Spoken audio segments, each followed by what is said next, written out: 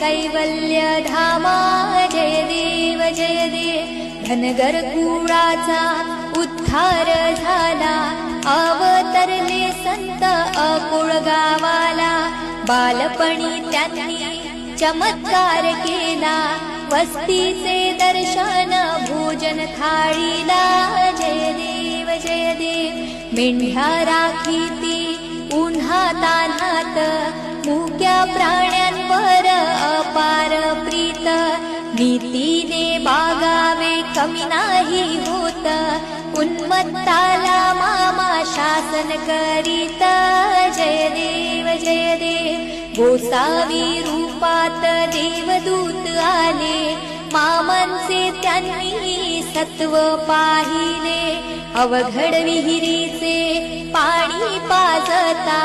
आशी